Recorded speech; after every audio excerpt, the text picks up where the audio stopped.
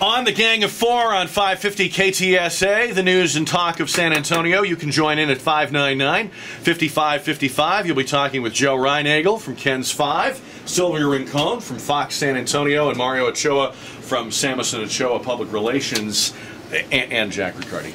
We're talking about Rick Perry and how much credit should he get for the Texas jobs miracle. It turns out the Texas jobs miracle predates Rick Perry's time as governor, but Joe says, hey, give him credit for not screwing it up. I don't know if that would fit on a bumper sticker. But, right now it would with the state of politics.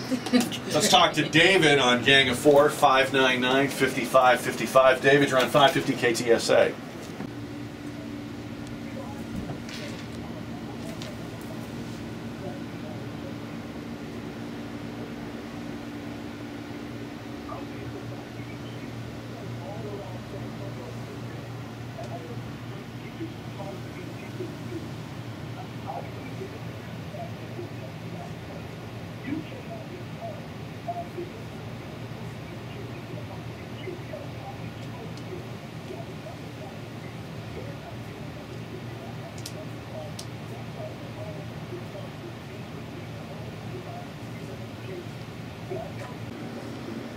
All right, David, good point. I appreciate having you on Gang of Four. Mario, you were the one saying you think that education might be an Achilles heel for him. Absolutely. Well, you know, I've been at the point of attack in the education system for 20-plus years. My mom's been in the Northside School District for 25 years. I have a lot of peers who've gone on to become teachers.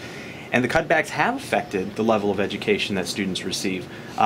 When you have 15 to 20% of the workforce, the educational workforce, cut, that puts a lot of pressure on the remaining workforce to educate a growing population of students. Now, when you do that, it dilutes the education that these students are receiving, the attention. And I believe in what the gentleman that just called said about how it starts at home, and that process of learning and retaining information and growing starts at home.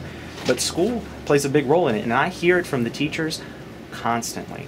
That there's too much pressure, there's not enough help, we're teaching to test, and all of these things are adding up to a lower than average graduation rate from high school, Texas versus other states. So what's the solution? More teachers? Is that the solution?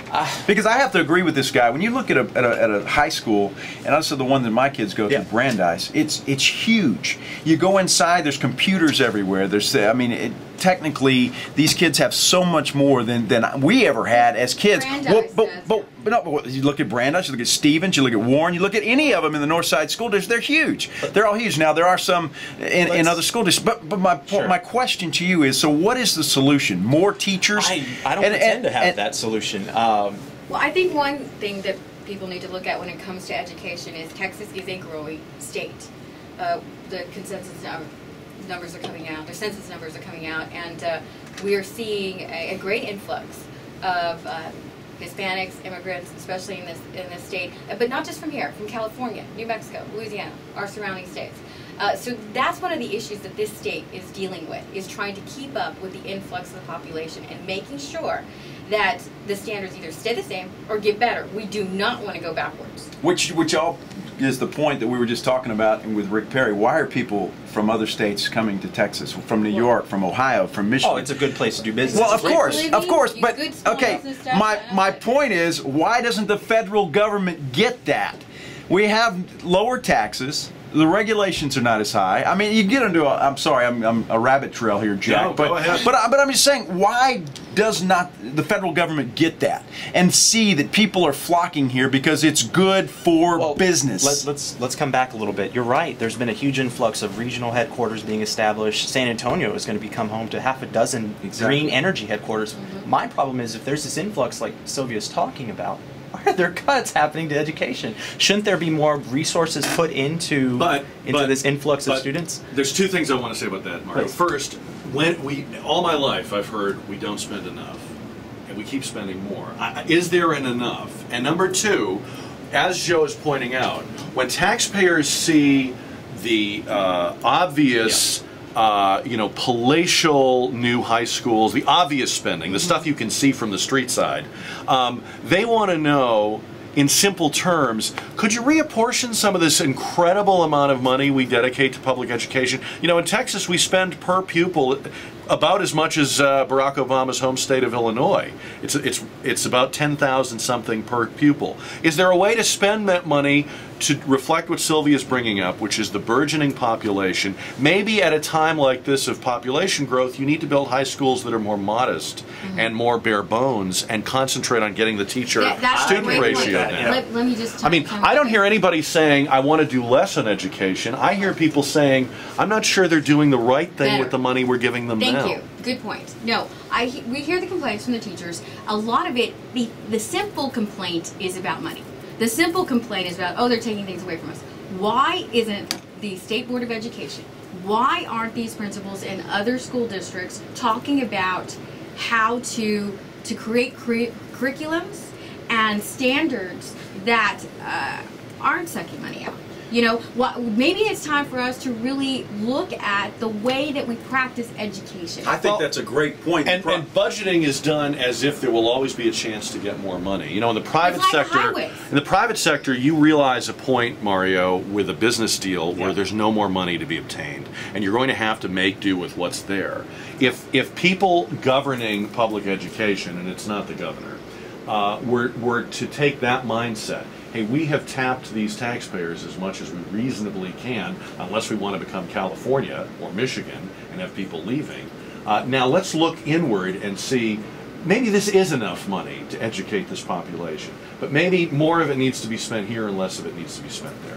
We have a lottery system that's supposed to help that as well. Isn't that what that lottery was for as well? I'd say here's the problem that I have with just adding more teachers, so the class sizes are a little bit smaller. Just because you add teachers doesn't mean that those kids are going to get a good education. The teachers have to be good teachers. There are a lot of good teachers in San Antonio and the surrounding area, but there are some bad ones as well, that it's difficult to get rid of the bad ones and bring in good ones. Yeah, and I think, well, increasing the workforce is one piece of a larger puzzle. But when Sylvia was talking about the curriculum, I also have spoken to teachers who are concerned that not every curriculum is right for every student. Right. And so, but it is cheaper to create a universal curriculum that you can hand out to each school. So I think reworking how we teach these students, but also an emphasis on, I can't agree with that caller enough about what happens at home. Right. I had good parents. Right. You know, I was fortunate enough that they drove me in the right direction, but a lot of kids don't, man, and it's bad out there for a lot of these students that want to learn, but then they go home. By the way, I don't know if you heard this or not, Arlington, Texas has started a program, a pilot program, where if you report a truant and they go to that house and find out the kid is truant, they pay you $20. And then it's, I think, $60 if it's a repeat truancy. Should we start paying for truancy tips like Crime Stoppers? Is that a good idea? I wonder at what point it becomes a losing proposition to force kids into the classroom that don't want to be there. Maybe another part of the dilemma for teachers is that they should have a little more control over their classroom, and schools should have a little more control over concentrating on the kids that want to be there and actually want to learn. Something we're seeing, though, and I suppose it's a byproduct of all this, are a lot of for-profit schools that are trying to offer different alternatives. But in that, you know, I don't know if at this point, I think it's still too early in the game to see exactly what their influences are.